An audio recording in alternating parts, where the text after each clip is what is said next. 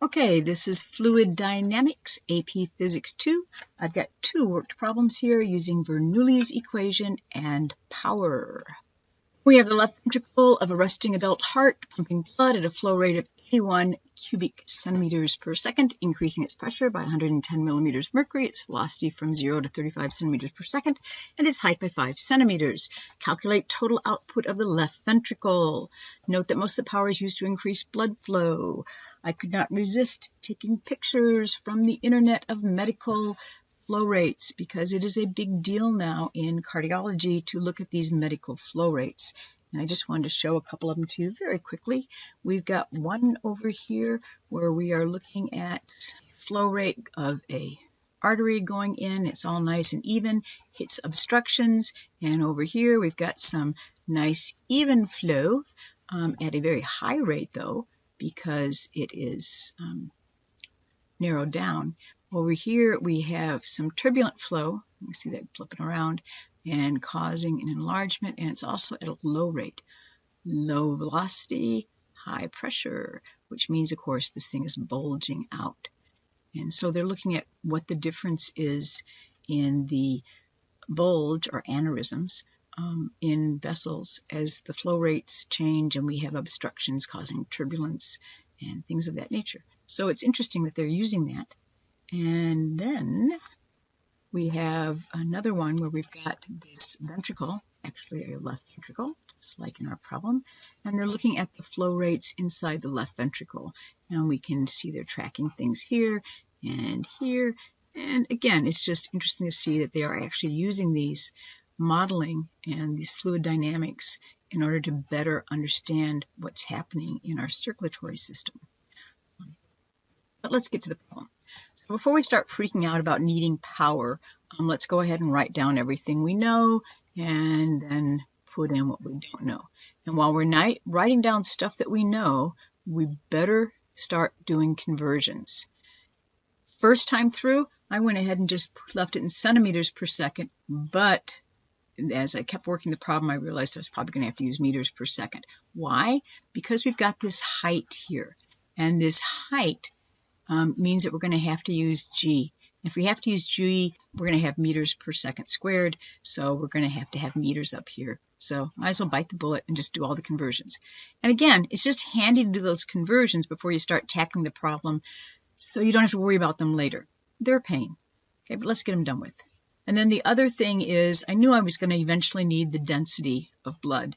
I looked up on the internet because that was fast and easy, but there was a big range of values for it. And I knew if I didn't have the right one, my answer wouldn't check out correctly. So I went into the book and looked for it in the book and got that.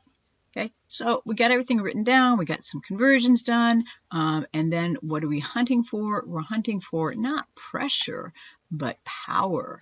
Okay, and so how are we going to find power? And that's the next big question. Remember from class, we said Bernoulli's equation is energy per unit volume. Okay, and if you think back to last year, power is just work over time, or thanks to the work energy theorem, power is energy divided by time.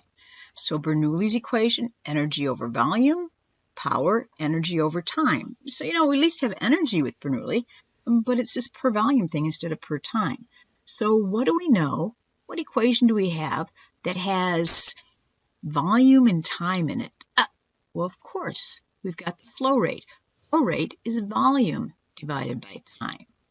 So if we can be very clever about this and think in concepts, if we take energy over volume and multiply it by volume over time, we would have energy over time. And energy over time is power, which is what we're hunting for.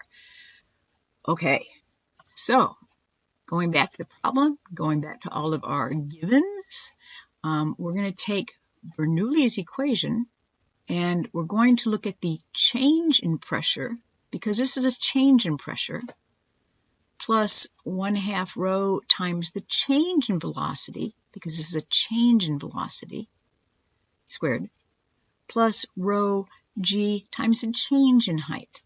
Okay, because this is a change in height they're giving you. We're not saying we have a 5 centimeter tall person. We're saying we're raising the blood using the left ventricle by 5 centimeters.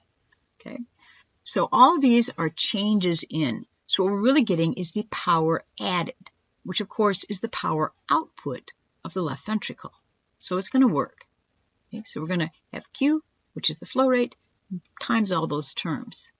So now we're going to go ahead and do our substitutions, power added. We've done all of our conversions, so now it's just a matter of throwing things in into that long thing. So we have 81 times 10 to the 6 meters cubed per second times this big quantity. The change in pressure will raise the pressure by 1.467 times 10 to the 4th newtons per meter squared, plus the change in kinetic energy, which is 1/2 rho times velocity squared. Again, your rho has to be in kilograms per meters cubed, your velocity in meters per second, plus the change in potential energy, which is that height change. So then we have rho times gravity times the change in height. And so then before I went ahead and multiplied everything out, so I go over here, we've just got the flow rate. I kept those terms separate because I wanted to point out what the problem pointed out, that pressure is 1,500 basically. Okay, change in kinetic energy is only about 64. Change because of potential energy, the change in height, is about 500. So really, like the problem is saying, the biggest component of work being done by the left ventricle is to raise the pressure of the blood. So your blood pressure increase. You multiply that by flow rate and you get power added. And we're going to use the units for power, which is watts. And that's watts as long as everything up here was in newtons and meters and seconds and kilograms. And of course, it all was. And we're done with that problem. Next problem, we're talking about aircraft design, the one that is normally used for Bernoulli's equation. And we've got a great visual there where we've got a computer animation of the flow rate, and you can almost see over here, these are low numbers or low pressure. So the low pressure is on the top side of the wing. There's a little bit of low pressure right here because you've got that curve, and then you've got the higher pressure providing that thrust. Okay, high pressure, high force, so it pushes up. Rule of thumb in aircraft design, wings should produce about 1,000 newtons of lift per square meter of wing. And we're ignoring the top and bottom surface because it doesn't double its area. Right. At takeoff, the aircraft travels at 64 meters per second. So the air velocity relative to the bottom of the ring is 64 meters per second. Given sea level density of air to be 1.29 kilograms meters cubed, how fast must we move over the upper surface to create the ideal lift? Again, you know my line, write down what you know, what you don't know. Well, I got what you don't know. We've got the change in force should be 1,000 newtons per meter squared. That's a piece of information they gave up above. The velocity at the bottom, which I'm calling V1, is 64 meters per second. Density at sea level, well, I didn't have to look that up. But what am I hunting for now?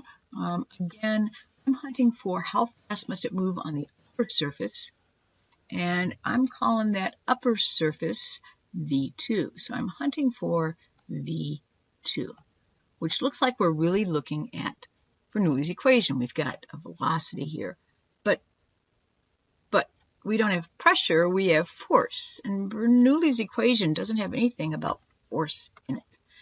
So how do we handle this? Well, we talked about in class again. If we look at our pressure equation, pressure is force divided by area, right here.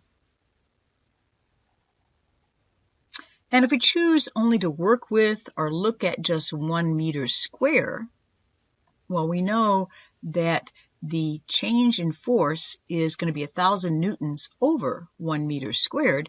So we can say that the change in pressure, which is equal to the change in force over area, is 1,000 newtons over 1 meter squared, or 1,000 newton per meter squared. So by carefully defining the area we're looking at, we can get a pressure, and then we can use Bernoulli's equation. Okay, and presumably if you've got the air moving at that speed in 1 square meter, it's doing the same all over the plane. Go ahead and throw in Bernoulli's equation. The plane's wing we can presume, is not that thick. Okay, so this height term we can drop out because the height is the same at the top as at the bottom. So then we just have P1 plus the change in kinetic energy equals P2 plus the change in kinetic energy, or the kinetic energy on the top, kinetic energy on the bottom. And so then I'm going to gather my terms. I'm going to have delta P is equal to 1/2 rho V2 squared minus 1/2 rho V1 squared. And because I felt like it, I moved the 1/2 rho, gathered my terms together, so I didn't have to use my calculator as much. And then I just plug and chug my numbers in, remembering to square that 64 meters per second. Those individual velocities are squared, not the whole term. And then I get that my velocity at the top of the wing is 75.1 meters per second. And then there's this second problem, which is basically, part B, the same. It's just that now we're up higher, so we have a faster speed, fortunately. And also we have less density. The density is now only 1/4 that of sea level. So density, I'm just going to write that down like that. Rho equals 1/4 the rho of sea level. And I know what the rho of sea level is because they gave it to me in part A. And again, we've got all that same reasoning. Okay, got the same gathering of terms. It's just now when we go down here to the bottom, what I didn't change here is this should be 1/4 of 1.29 kilograms. Okay, so we've got to put a 1/4 of that in there. Bad copying mistake. And then V2 squared minus 250 squared, and you get the answer of 262 meters per second. And that gets us to the end of the two problems. Thank you very much for your time.